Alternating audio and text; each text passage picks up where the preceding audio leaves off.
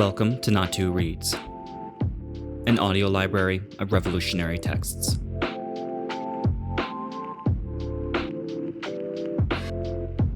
Fundamentals of Political Economy, from the Youth Self-Education Series, Volume 2.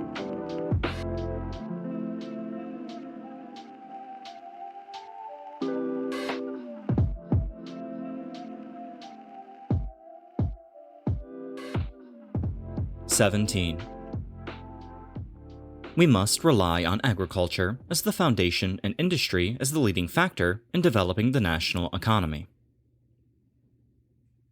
The relations among socialist agriculture, light industry, and heavy industry.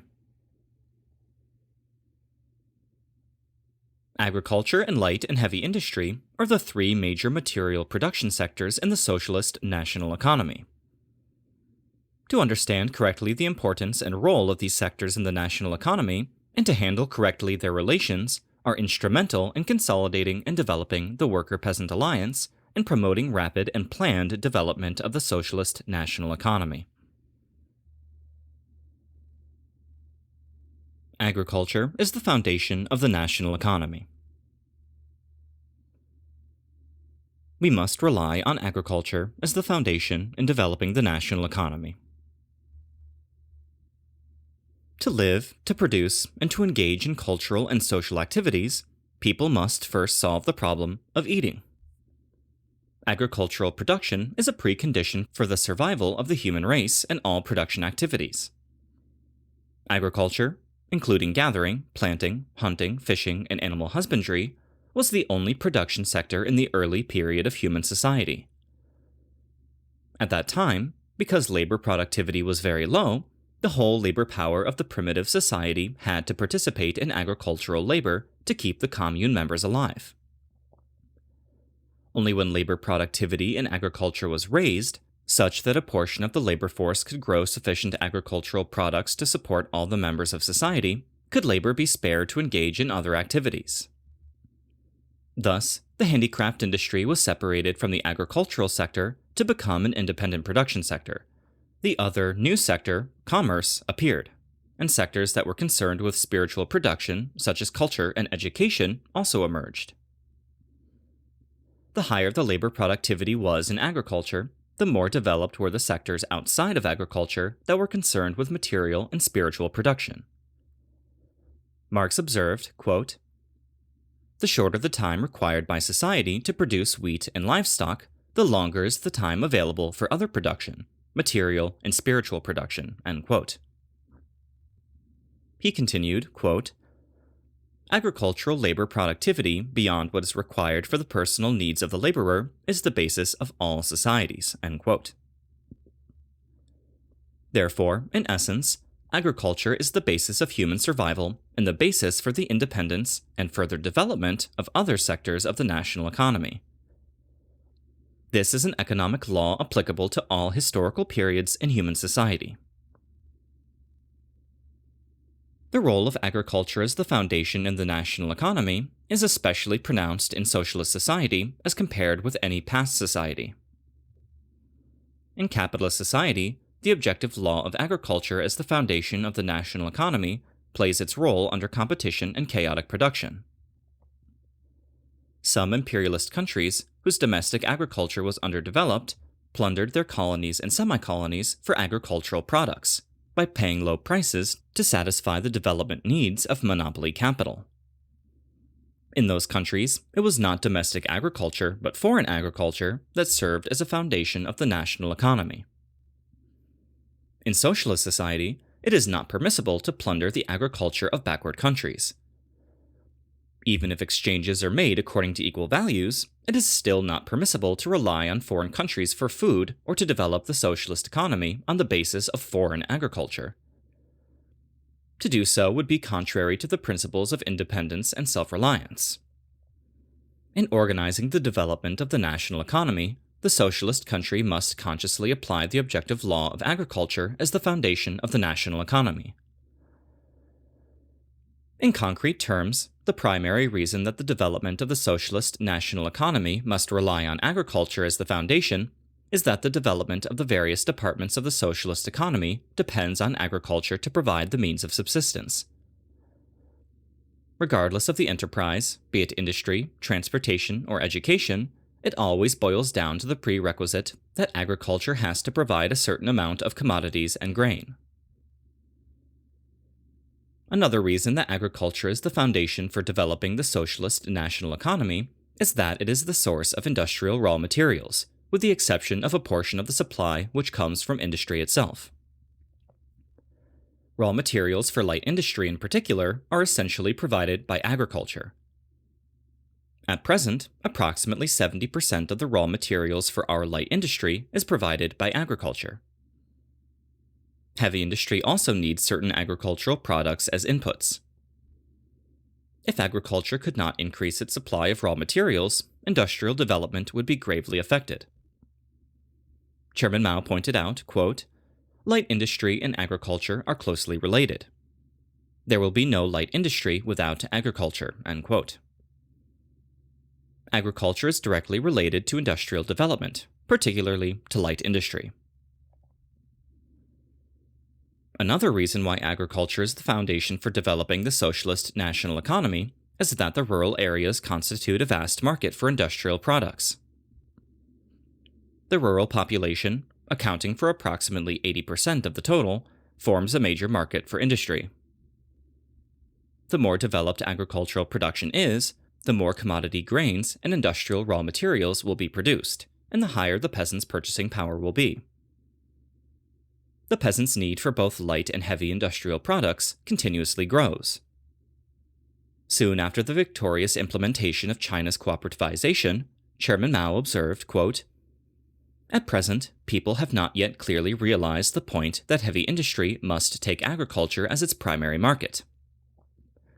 With the steady advancement of agricultural technology and its ever-increasing modernization, such that more and more machinery, fertilizers, water conservancy, and power and transportation facilities will be available for agriculture, and more fuels and construction materials will be available to private consumption, then people will comprehend that agriculture is the primary market for heavy industry," end quote.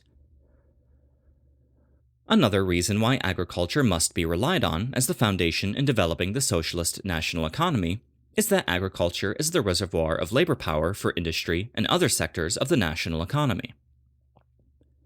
To develop socialist industry, commerce, and transportation, additional labor is required.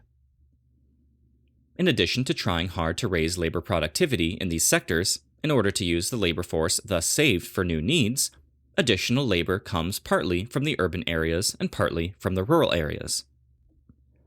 Chairman Mao pointed out, quote, "The peasant is the predecessor of the Chinese worker," end quote.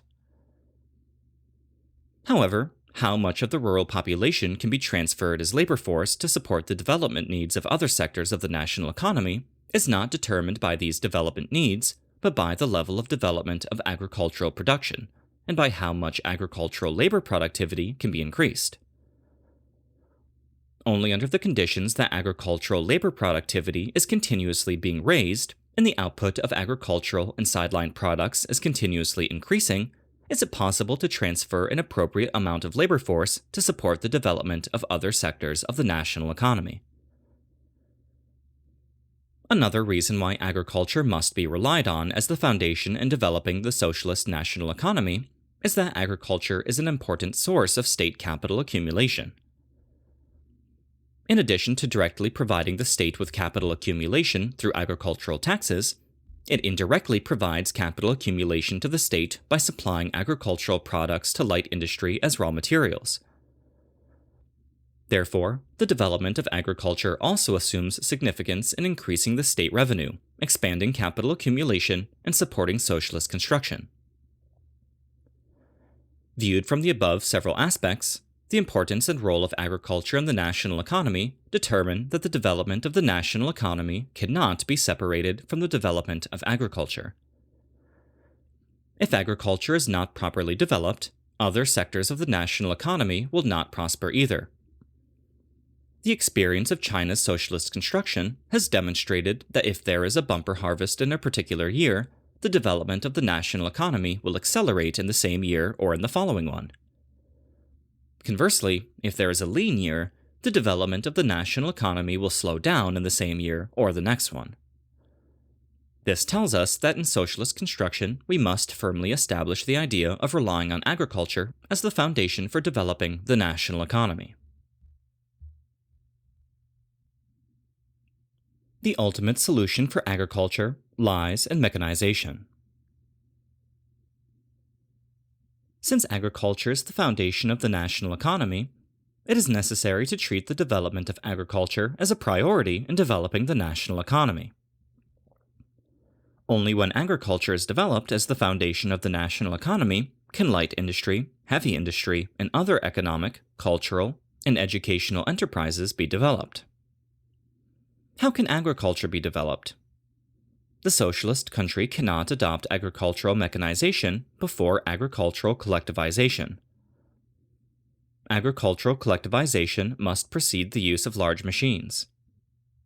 But after the realization of agricultural collectivization, it is very important to realize agricultural mechanization on the basis of agricultural collectivization. On the eve of China's upsurge in agricultural cooperativization, Chairman Mao had already pointed out that China's countryside required not only the realization of the social reform of converting the individual ownership system to the collective ownership system, but also the realization of the technical innovation of converting hand labor to mechanical production. Quote, "Only when the socialist transformation of her social economic system is thoroughly completed, where machine operation is feasible in her technology, can China's social economic outlook be completely transformed." End quote.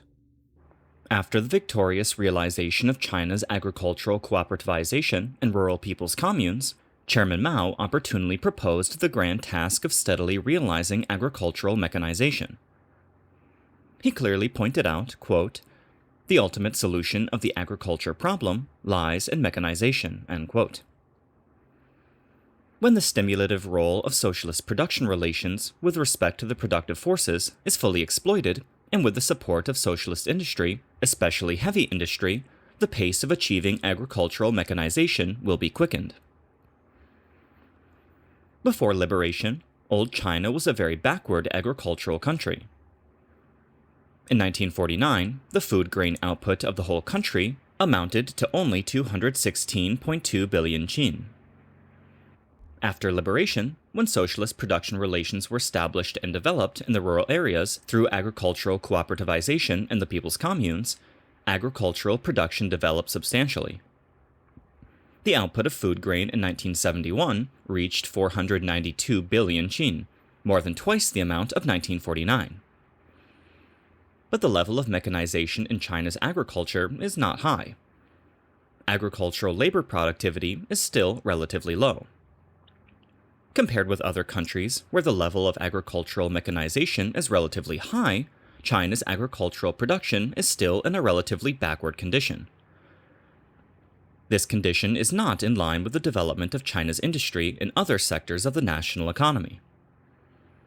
Therefore, it is necessary to further realize agricultural mechanization and promote a rapid development of agricultural production on the basis of continuously consolidating and developing socialist production relations in the rural areas. When machines are used in plowing, sorting, harvesting, and transportation, agricultural labor productivity will be raised tens and hundreds of times.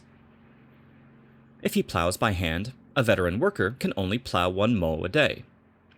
With an ox, a man can plow 4 mow a day. With a medium or large tractor, several tens to several hundreds of mow can be plowed in a day, thus raising agricultural labor productivity by tens to hundreds of times. The labor power thus saved through agricultural mechanization can be used to increase production both intensively and extensively by raising the per unit area yield and promoting the rural development of agriculture, forestry, animal husbandry, sideline production, and fishery. It can also be used to support the development needs of other sectors of the national economy. The realization of agricultural mechanization can also raise the capacity to combat natural calamities and change the situation of depending on the weather for food. China is a country of vast area. Some degree of drought and flooding occurs every year. With electric drainage and irrigation machines, water can be controlled readily. The resulting reduction in damage due to possible droughts or floods will guarantee a steady and high yield in agricultural production. The poor and lower middle peasants put it well. Quote, "The sound of machines in the river brings joy to the crops in the field. With no fear of drought and flooding, good harvests and high yields are guaranteed." End quote.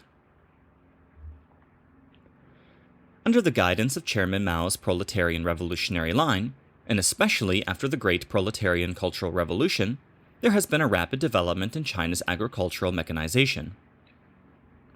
Comparing 1970 with 1965, the electricity consumption in the rural areas increased by 1.6 times, electric drainage and irrigation machines more than doubled, the ownership of large and medium tractors increased by more than 70%, the ownership of handheld tractors increased by nearly 20 times, and the machine-plowed area represented nearly 20% of the cultivable area. With the gradual realization of agricultural mechanization in China, the drought control and drainage capacity of agriculture will continuously increase.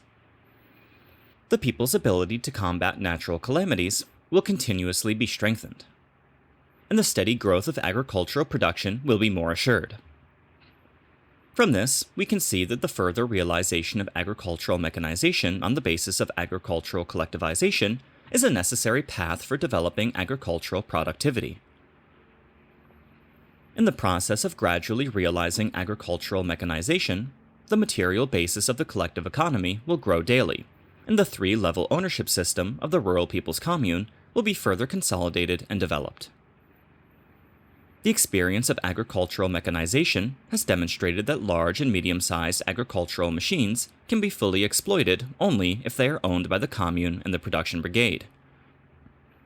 Consequently, with the development of agricultural mechanization, the scale and role of the collective economy at the commune and brigade levels will gradually expand, and the superiority of the people's commune will be further revealed. Thus, the poor and lower middle peasants will love the people's commune all the more, and will be all the more resolute in following the socialist road. The poor and lower middle peasants used a vivid language to depict the necessity for agricultural mechanization. Quote, "The people's commune is full of power. The collective economy blooms with a red flower. With agricultural mechanization, even a Class 12 typhoon will fail to overpower." End quote.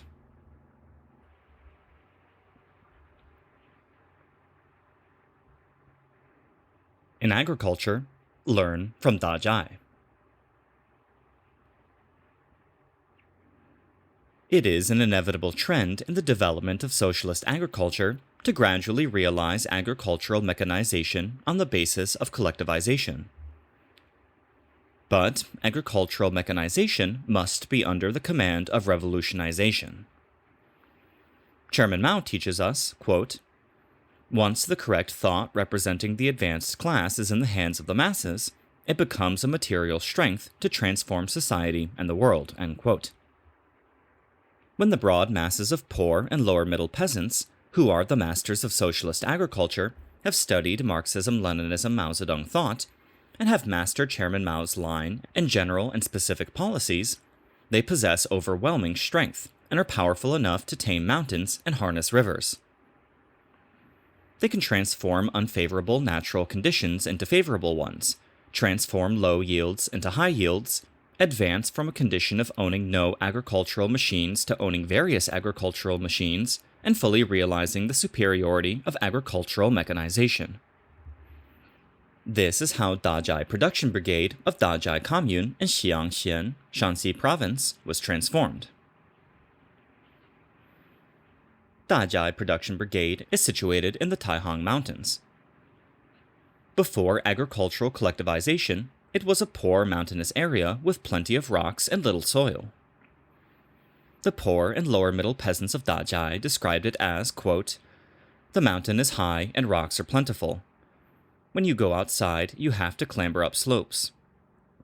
There are less than 3.5 mo of land for each family. Natural disasters are commonplace." End quote. When the primary cooperative was started in 1953, the average per mo yield of food grain was 250 qin. In the process of developing from the primary cooperative to the advanced cooperative, and then to the People's Commune, the party branch of Dajai Production Brigade firmly adhered to the principle of putting proletarian politics in command. It issued the slogan of "Transform the people, transform the land, and transform the yield," used Mao Zedong thought to educate the cadres and the masses, and carried out a big transformation in agricultural production through an ideological revolution among the people. The cadres and the masses of Dajai Brigade smashed the sabotage of the landlord, the rich peasant, the counter-revolutionary, and the bad elements, and resisted interference from the revisionist line pushed by the Liu Shaoqi and Lin Biao clique. Under the guidance of Chairman Mao's great policy of self-reliance through arduous struggle, Dajai Brigade engaged in capital construction for water control and transformed the 3 lost fields, in which water, fertilizers, and soil were lost because of poor construction, into 3 retained fields, in which water, fertilizers, and soil were retained after the fields had been leveled and terraced. The average per mo yield of food grain in the Dajai Brigade was gradually raised from 250 chin in 1953 to 543 chin in 1958, 802 chin in 1964, and 1,096 chin in 1967. Simultaneous with the rapid growth of food grain production, Dajai Brigade realized an all-round development of agriculture, forestry, animal husbandry, and sideline production. In this process of transforming the people, transforming the land, and transforming the yield, the party branch of Dajai Brigade also led the commune members to use their own hands to combine indigenous and foreign technology to substantially advance the mechanization of plowing, cultivating, threshing, transporting, and processing food grain and fodder, and to advance on the road of putting mechanization under the command of revolution.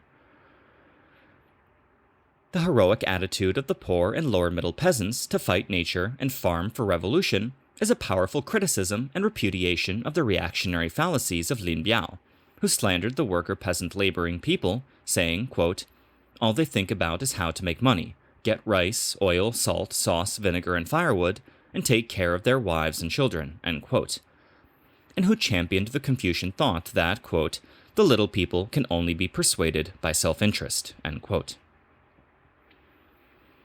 Dajai Brigade is a model of how to develop socialist agriculture according to Chairman Mao's proletarian revolutionary line. In agriculture, learn from Dajai is a great call from Chairman Mao. If only we can firmly adhere to arming the cadres and the masses with the great thought of Mao Zedong, then, like Dajai Brigade, we will have activism, organizational discipline, and the revolutionary spirit of suffering hardship. We will certainly be able to overcome unfavorable conditions and create favorable conditions to transform drastically the outlook of agricultural production. Because of the interference and sabotage of Liu Shaoqi's revisionist line before the Great Proletarian Cultural Revolution, Xinjiang, where Dajai Brigade is situated, did not unfold the mass movement of learning from Dajai. Its agricultural production developed very slowly.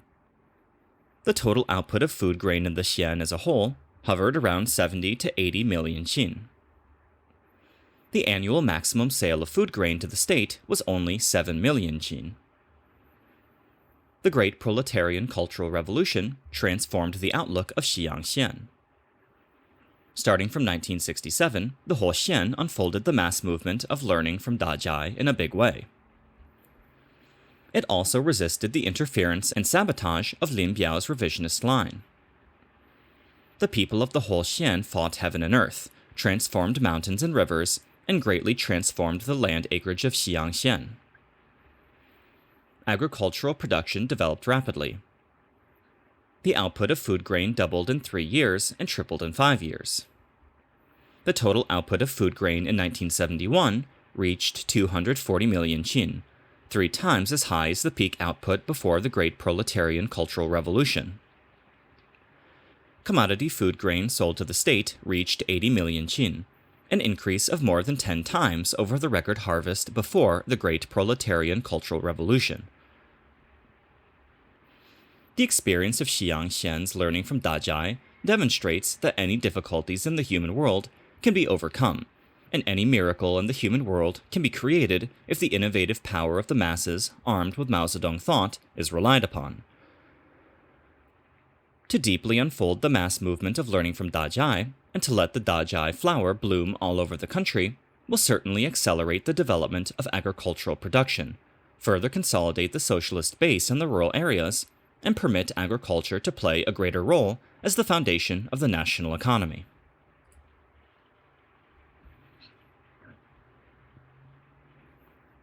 All trades and industries must support agriculture with their efforts. The development of socialist agriculture must primarily rely on the efforts of the cadres and the poor and lower middle peasants, the staff and workers of the state farms, and other laboring peasants who fight on the agricultural point. But this does not mean that the development of socialist agriculture has nothing to do with other trades and industries. Agriculture is the foundation of the national economy. Agricultural production affects the development of the whole socialist national economy. If agriculture is not properly developed, other trades and industries cannot hope to develop either. If agriculture is properly developed, everything else will do well too. The development of socialist agriculture is related to all trades and industries. All trades and industries must put the support of agriculture in an important position and actively perform the job of supporting agriculture. The industrial sectors must, above all, regard the support of agriculture and the promotion of agricultural mechanization as a major task. They must resolutely orient their work toward the objective of treating agriculture as the foundation. Small local industries, such as iron and steel, machine building, chemical fertilizer, and cement, must all the more firmly adhere to the correct orientation of serving agricultural production. The support of agriculture by all trades and industries is an important characteristic of the socialist economy. In capitalist society, industry exploits agriculture and the urban areas exploit the rural areas. Therefore, the relationship between the industrial capitalist and the laboring peasant is one of class antagonism. In the socialist economy, after the urban and rural areas have undergone socialist transformation, and on the basis of the socialist public ownership system, the antagonism between the urban and rural areas and between industry and agriculture is eliminated. But there are still two forms of the socialist public ownership system. And because the economic, cultural, and technological level of the rural areas is still below that of the urban areas, there still exist substantial disparities between them. The great program of the proletariat to build socialism and communism requires that in the process of continually developing agricultural production and extending social reform and technical innovation in agriculture, these essential disparities be gradually narrowed and finally eliminated. Therefore, it is an objective necessity that in developing the socialist economy, all trades and industries lend their support to agriculture and to raising the economic, cultural, and technical level of the rural areas. The Proletarian Party calls on all trades and industries to firmly establish the thought of treating agriculture as the foundation of the national economy, and to render their assistance to developing socialist agriculture from all aspects.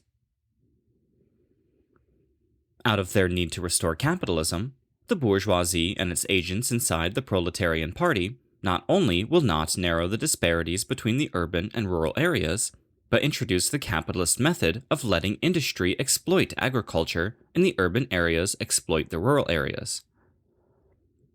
The process of restoring capitalism in the Soviet Union is also the process of increasing the control and exploitation of the rural areas by the bureaucratic monopoly bourgeoisie headed by Brezhnev. The revisionist line of emphasizing industry at the expense of agriculture and squeezing agriculture to benefit industry, advocated by the Liu Shaoqi clique, was also a line that sought to widen the disparities between the urban and rural areas, and between industry and agriculture, and finally to restore capitalism.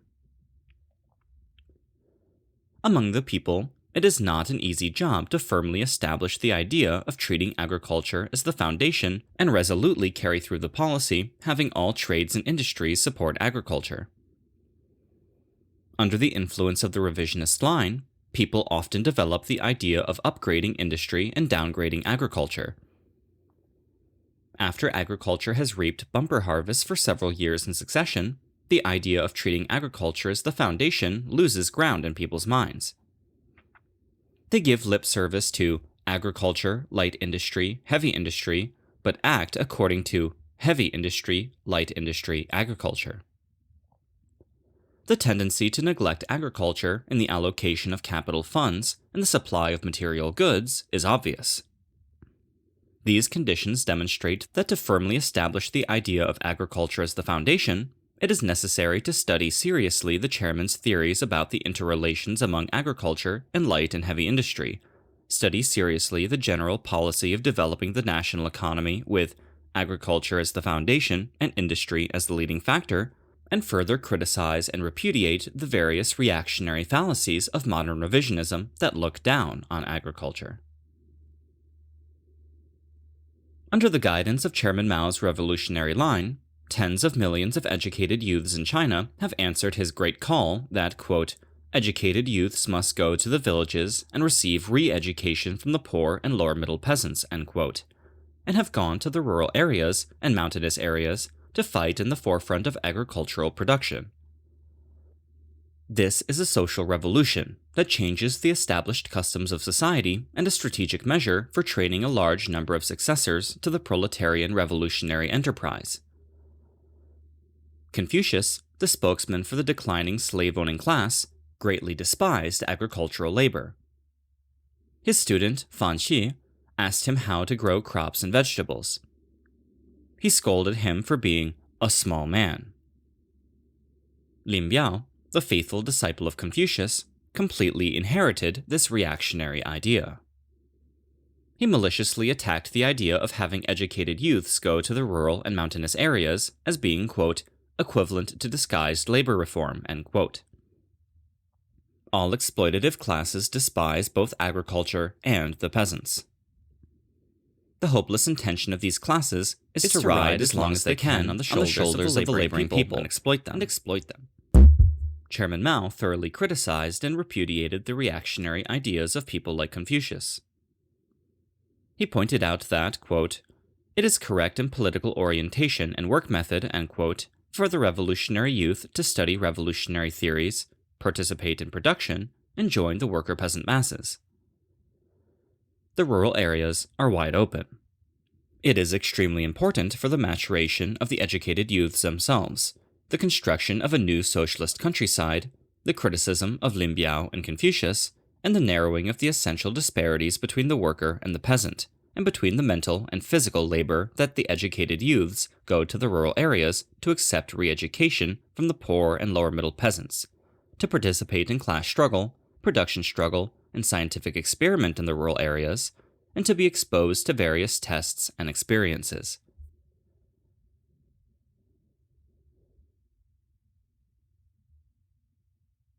Industry is the leading factor in the socialist economy. Fully exploit the role of industry as the leading factor. Agriculture is the foundation of the national economy. Industry is the leading factor of the national economy. Industry is not only a sector which produces the means of livelihood, but is also a sector which manufactures the means of production. The improvement of the means of production plays a significant role in the development of social production. From the historical aspect, the evolution from stone implements to metal tools to various machines represents not only milestones, but also benchmarks for the various economic epochs of human society. That industry is the leading factor of the national economy means that the development of industry will certainly bring forth advanced tools for the various sectors of the national economy, promote technical innovations in the national economy, and consequently increase the labor productivity and social production. Industry is divided into light industry and heavy industry. Light industry is primarily concerned with producing the means of livelihood.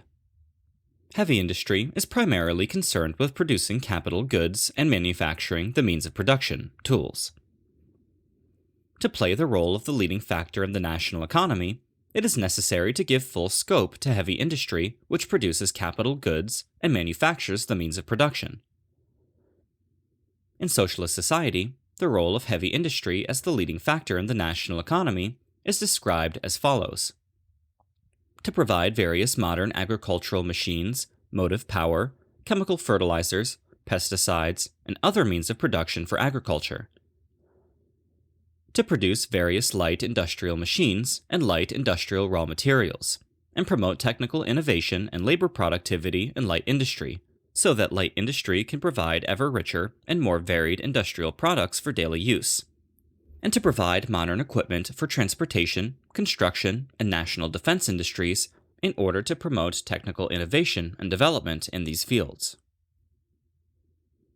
From these, we can see that the role of heavy industry as the leading factor is not only manifested as the necessary condition for realizing agricultural mechanization, but is also manifested as a necessary condition for realizing technical innovation for the whole national economy, and is a necessary condition for consolidating national defense, guaranteeing national security, strengthening proletarian dictatorship, and supporting world revolution.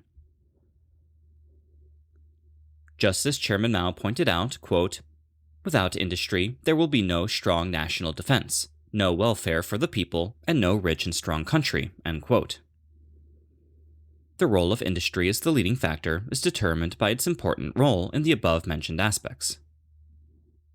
That the role of industry as the leading factor is primarily realized by heavy industry does not mean that light industry is not important. Although light industry does not produce production tools, it is still an important sector of the socialist national economy.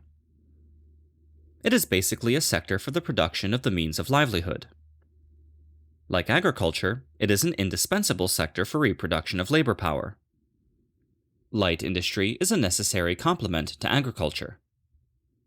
It produces agricultural and sideline products, produces various necessary means of livelihood for the laboring people to the urban and rural areas, and assists agriculture to play better the role of the foundation in the national economy.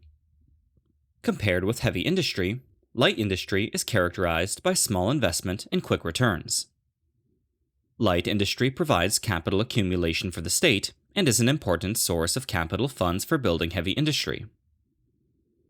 Chairman Mao paid special attention to the position and role of light industry in the national economy. He pointed out, quote, "When agriculture and light industry are developed, heavy industry will develop faster with the availability of markets and capital funds," end quote. Chairman Mao clearly pointed out that the development of heavy industry depends not only on agriculture, but also on light industry. He pointed out the important role of light industry, which people easily forget.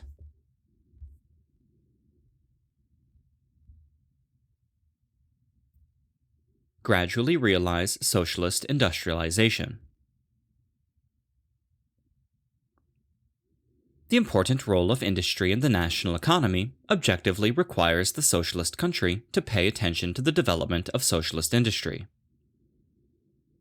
For countries in which industrial development is relatively backward, an important task facing the proletariat after it seizes political power is rapidly to develop modern industry, realize socialist industrialization, and build the originally economically backward country into a strong socialist country with modern agriculture, modern industry, modern national defense, and modern science and technology. In addition to more fully bringing into play the role of industry as the leading factor, and thus guaranteeing the independence of the national economy and consolidating national defense, the realization of socialist industrialization has a more far-reaching significance. The gradual realization of socialist industrialization will certainly increase the proportion of the sector of the economy under state ownership, and strengthen the leading capacity of the state economy and the whole national economy. The development of socialist industrialization will accelerate the development of industry in areas where industry was formerly backward, and change the irrational distribution of industries. At the same time, the ranks of the working class will expand, which will be favorable to strengthening the leadership of the working class over the whole country. The gradual realization of socialist industrialization will also certainly accelerate agricultural mechanization and raise industry's capacity to support agriculture, thus creating favorable conditions for gradually narrowing the disparities between the urban and rural areas and between the worker and the peasant. It is precisely because of the significance of the realization of socialist industrialization that Chairman Mao, in personally directing the formulation of the party's general line in the 1953 transition period, stipulated that the gradual socialist industrialization is an important task which the whole party and the whole people should strive to achieve. Old China was a semi-colonial and semi-feudal country.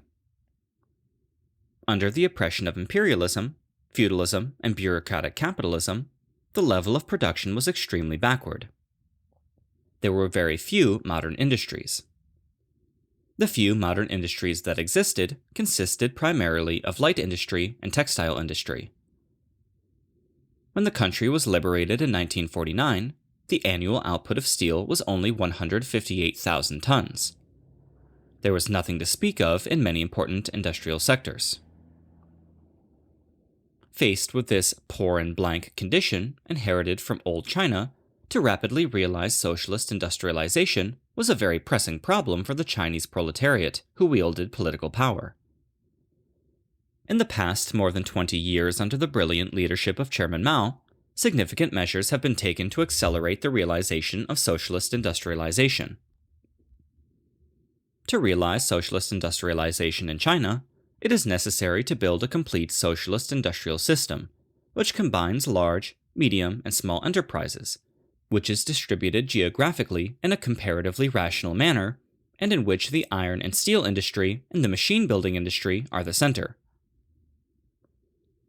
This national industrial system is built on the foundation of existing industrial systems in various coordinated regions and provinces. Once modern industrial systems that are complete and relatively independent, but which all vary according to local conditions, have been established in a planned fashion and step by step in every coordinated region and within the framework of many provinces, the formation of the national industrial system will take place very quickly. How to realize socialist industrialization?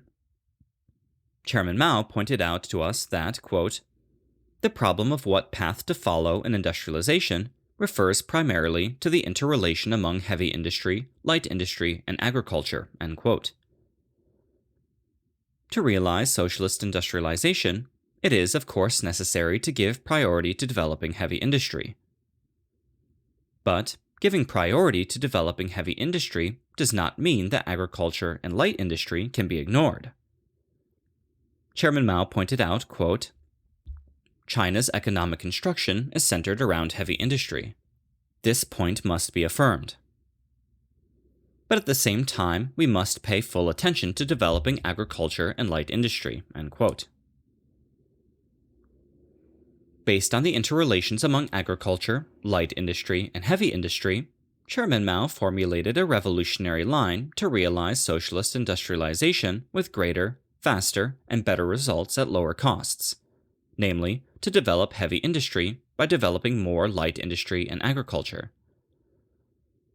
Through this method, agriculture and light industry have developed. They not only can provide ever greater amounts of the means of livelihood and improve people's lives, but can also solve the problem of capital accumulation and markets for heavy industry in order to make the development of heavy industry more stable and reliable. From a long-range viewpoint, this method will lead to greater and better development of heavy industry.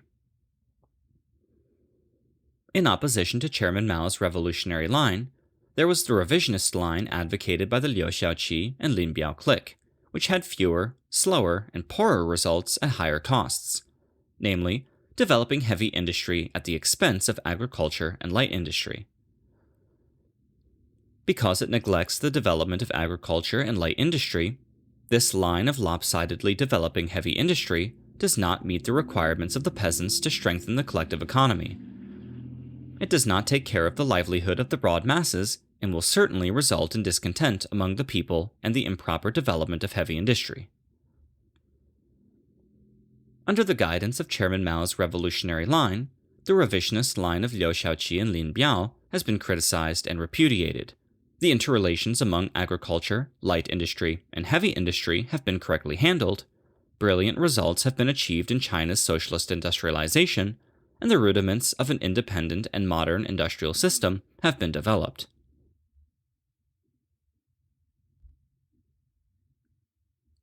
In industry, learn from Daqiang.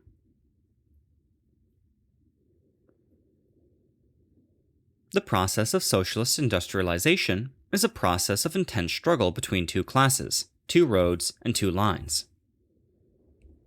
In the process of leading China to realize socialist industrialization, Chairman Mao advocated, in addition to scientifically pointing out a road for socialist industrialization based on the interrelations among agriculture, light industry, and heavy industry, important policies such as independence, self-reliance, arduous struggle, and, quote, smash foreign conventions and follow our own road to develop industry, end quote. It was a pointed criticism and repudiation of the slavish submission to foreign conventions and the snail's pace advocated by the Liu Shaoqi and Lin Biao clique. Following Chairman Mao's teaching, China's working class displayed the revolutionary spirit of daring to think, daring to speak up, and daring to act, and gave impetus to the rapid development of China's industrial construction. The Daqiang oil field is an industrial model for building socialism with greater, faster, and better results at lower costs. In the struggle between the two lines, it firmly adhered to Chairman Mao's proletarian revolutionary line. The new Daqiang oil field was formerly a barren plain. When several hundreds of thousands of staff and workers arrived there in 1960 to construct the oil field, it was, quote, a blue sky above and a grass plain below, end quote. The weather was cold and the ground was frozen. There were no houses, no beds, no cooking equipment. Production conditions were also very difficult. Several dozens of giant drilling machines were soon set up on the grass plain. But the equipment was incomplete. There were not enough trucks or cranes and no highways. Roads were muddy. Water and electricity supplies were grossly inadequate. Under such difficult conditions, the heroic Daqiang workers firmly adhered to putting proletarian politics in command and repeatedly studied Chairman Mao's works, especially on practice and on contradictions. They armed their minds with Marxism, Leninism, Mao Zedong thought, fought heaven and earth, fought class enemies, and displayed the revolutionary spirit of self-reliance and arduous struggle. In just a little over 3 years, a big, first-class oil field had been established in China with high speed and high quality. China has been basically self-sufficient in oil products since 1963. The Daqiang workers also conducted a large amount of scientific research and solved several important technical problems concerning world oil field exploitation. Following Chairman Mao's teaching concerning how to run an enterprise with diligence and thrift, the total state investment was recovered in 1963. On the eve of May Day in 1974, the capital it had accumulated for the state amounted to 11 times the state investment, achieving greater, faster, and better results at lower costs. Even more important, the Daqiang oil field has trained a worker corps that has class consciousness, drive, a good style of work, organization, and discipline, and which can endure hardship and fight hard battles. It is because of this revolutionized corps that the Daqiang oil field develops continuously and rapidly and embodies a great victory for Chairman Mao's proletarian revolutionary line. The Daqiang oil field is a red banner on China's socialist industrial front. In industry, learn from Daqiang is Chairman Mao's great call. There is a basic similarity between the Daqiang oil field and the Dajai Brigade. Comrade Zhou Enlai pointed out in his political report to the 10th National Party Congress, quote, "The basic experience of our socialist construction over the past 20 years is to rely on the masses. To learn from Dajing in industry and Dajia in agriculture, it is necessary to adhere firmly to putting proletarian politics in command, launch mass movements in a big way, and fully exploit the enthusiasm, wisdom, and creativity of the broad masses. The experience of Daqing demonstrated that to educate people with Marxism, Leninism, Mao Zedong thought, and to build a workers' corps is the most basic thing in socialist enterprise construction. With such a core of iron and steel armed with Mao Zedong thought, there is no fear of hardship or difficulties. The harder it is, the further the core will advance, overcoming all difficulties in order to build socialist industries with greater, faster, and better results at lower costs. People like Lin Biao slandered the working class as being merely interested in livelihood. The Daqing experience is a slap in their faces. In building socialist industry, whether the political and ideological education of the staff and workers is given priority, whether we trust the masses, whether we dare to mobilize the masses, whether we insist on following the mass line, and whether the road of self-reliance and arduous struggle is followed, are important indicators of whether the banner of "In industry, learn from Daqing" is truly upheld, and whether Chairman Mao's revolutionary line has been truly executed. Chairman Mao's call for "In industry, learn from Daqing" indicated the direction for China's industrial development. It greatly aroused the working class of China to be self-reliant, strive hard, and rapidly transform the outlook of China's industry. The penetrating unfolding of the mass movement to learn from Daqing in industry will certainly accelerate the pace of China's socialist industrialization and build China into a great socialist country with modern agriculture, modern industry, modern national defense, and modern science and technology.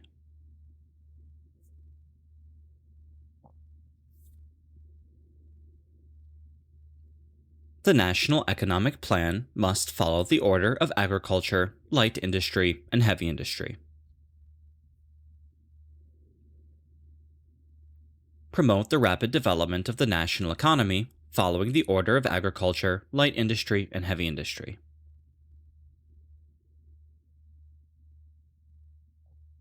That agriculture is the foundation and industry is the leading factor of the national economy is an objective necessity.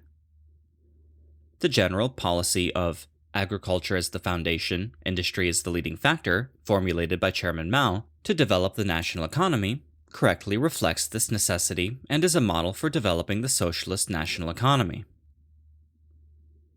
Under the guidance of the general line for building socialism and the general policy for developing the national economy, China's national economic plan is arranged in the order of agriculture, light industry, and heavy industry, which Chairman Mao suggested. That is to say, in arranging the national economic plan, we must start from agriculture and place agriculture in the primary position. Whether it is in the allocation of capital funds or the supply of material goods, the needs of agriculture cannot be neglected. At the same time, we must also take care that the development of heavy industry and other sectors of the national economy cannot exceed the amount of food grain, raw materials, capital funds, and labor force that can be provided by agriculture. The development of heavy industry must be based on the foundation of developing agriculture and light industry. In China, as a result of the implementation of this policy, the relations between industry and agriculture are relatively harmonious. Agricultural production and industrial production steadily increase. The market is thriving and prices are stable. A prosperous and lively scene prevails over industrial and agricultural production. Historical experience demonstrates that the development of the national economy in the socialist country must take agriculture as the foundation and industry as the leading factor, and correctly handle the relations among agriculture, light industry, and heavy industry. This is an indisputable truth.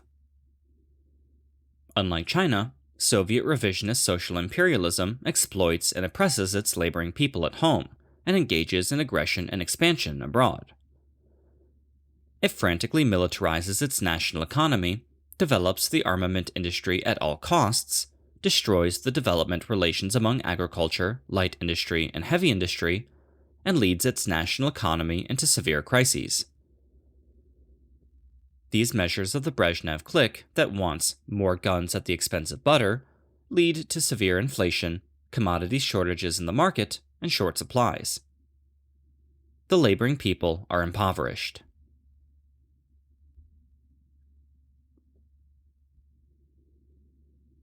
The order of agriculture, light industry, and heavy industry will certainly promote the consolidation of the worker-peasant alliance.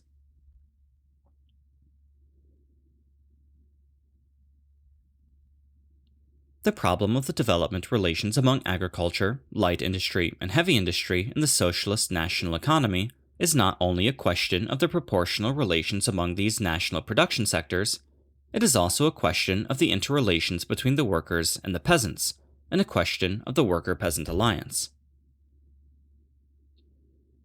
Under the socialist system, the basic interests of the worker and the peasant are identical. Under the leadership of the working class, the mutually supporting and promoting worker-peasant alliance is established for a common struggle to build socialism and realize communism. But certain disparities still exist between the urban and rural areas and between the worker and the peasant, which respond to economics, culture, technology, and material livelihood. These disparities are the remnants of the old society. To allow these disparities to exist for a long time, or even to expand, and not to create conditions to narrow or eliminate the disparities, is detrimental to the consolidation of the worker-peasant alliance. In his analysis of the relations between the leading class and the class which is led, Chairman Mao pointed out, quote, "The leading class in the party, in order to exercise leadership over the class, stratum, political party, or people's organization to be led, must possess two characteristics. A. Lead the one which is led, the ally, to fight a determined battle against the common enemy, and win. And B. Provide material welfare to the one which is led. At least, do not hurt their interests and give them political education." End quote. After the working class has seized political power, led the peasants to overthrow the landlord class, and realized land reform and agricultural collectivization, it is still necessary to lead the peasants to fight a determined battle against the class enemy in the rural areas, conduct socialist education to help them further realize agricultural mechanization on the basis of collectivization, raise their material and cultural living standards gradually on the basis of production development, and lead them to follow resolutely the socialist road. This way, the disparities between the urban and rural areas can be narrowed, and the worker-peasant alliance can be further consolidated. Therefore, the arrangement of the national economy plan according to the order of agriculture, light industry, and heavy industry is basically an important aspect in the correct handling of the relations between the worker and the peasant. The essence of this problem is the issue of consolidating the leadership of the working class, consolidating the alliance between the worker and the peasant, having the working class struggle with the bourgeoisie for the allegiance of the peasants, and a new issue of class struggle under the socialist system. Chairman Mao's theory concerning the interrelations among agriculture, light industry, and heavy industry, the general policy of developing the national economy with agriculture as the foundation and industry as the leading factor, and the arrangement of the national economic plan according to the order of agriculture, light industry, and heavy industry, indicated the road to solving these problems.